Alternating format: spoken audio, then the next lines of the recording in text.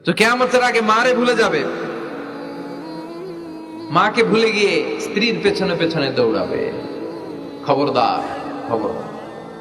আপনি নামাজি হতে পারেন, মুসল্লি হতে পারেন, হাজী সাহেব হতে পারেন, কিন্তু মা যদি বদদোয়া দেয় আপনার সব শেষ, দুনিয়াও শেষ, আখিরাতও শেষ। মায়ের মর্যাদা বাবার চেয়ে 3 গুণ বেশি। হামালাত উম্মুহু, কারণ বাবা পেটে ধরে নাই, পেটে ধরছে কে? ওয়াহানান আলা ওয়াহান, 8 মাস 10 মাস এই বোঝাটা বাবা বহন করে নাই, করলো কে? ফিসালুহু ফি আমাইন, 2 বছর বাবা দুধ খাওয়ায়নি, দুধ খাওয়ালো কে? মায়ের এক ধার দুধের দাম কাটিয়া গায়ের চাম, বাপস বানাইলে ঋণের শোধ হবে না, এমন দরদি ভাবে কেউ হবে না আমার মা গো। ঠিক কিনা? লাউ কাতা'তা জিলদাক, আপনার গায়ের চামড়া কেটে যদি মায়ের পায়ের জুতা বানিয়ে দেন, কি বানিয়ে দেন? কি দিয়ে? গায়ের চামড়া দিয়ে।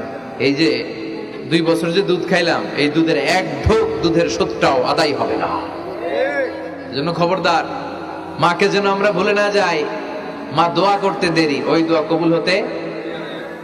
আমরা ছোটবেলায় যে কত কষ্ট দিয়েছি, সবচেয়ে বেশি কষ্ট যখন দিয়েছি মাকে, ওই স্মৃতিগুলো আমাদের মনে পড়ে না। আপনার বয়স যখন 1 বছর, আপনি স্মৃতি হাতড়ে এত দূর যেতে পারবেন? 1 বছর বয়সে কি কি কষ্ট দিয়েছিলেন মনে আছে? মানুষের বয়স যখন 2, 3, 4 হয়, 4-5 বছর বয়সে তখন তার কথাগুলো খেয়াল থাকে। কিন্তু সবচেয়ে কষ্ট কিন্তু মাকে বাবাকে আমরা দিয়েছিলাম যখন আমাদের বয়স 1-2 বছর ছিল। আর মায়ের পেটের ভেতরে যখন ছিলাম তখনও কষ্ট দিছি কি দেই নাই? এক একটা লাথি যখন মেরেছে আমার মা বেহুশ হয়ে যেত।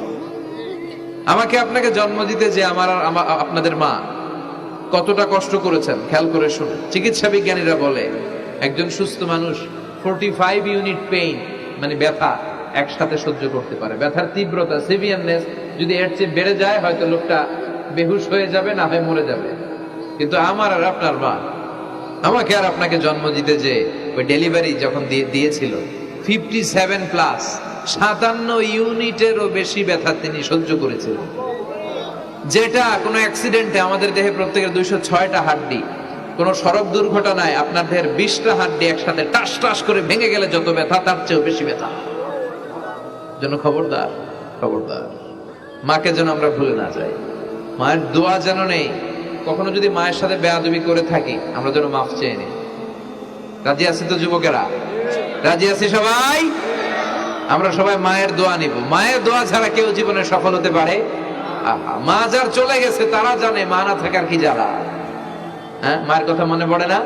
যখন রাত্রি নিঝুম, এই চোখে ঘুম, একলা শূন্য ঘরে, তোমায় মনে পড়ে মাগো, তোমায় মনে পড়ে, জানি তোমার দোয়া পেলে উঠব সকল বাধা ঠেলে, তোমার দোয়া সকল কাজে ঝরছে মাথায় পড়ে, তোমায় মনে পড়ে মাগো, তোমায় মনে পড়ে, যখন রাত্রি নিঝুম, এই চোখে ঘুম, একলা শূন্য ঘরে, তোমায় মনে পড়ে মাগো, তোমায় মনে পড়ে।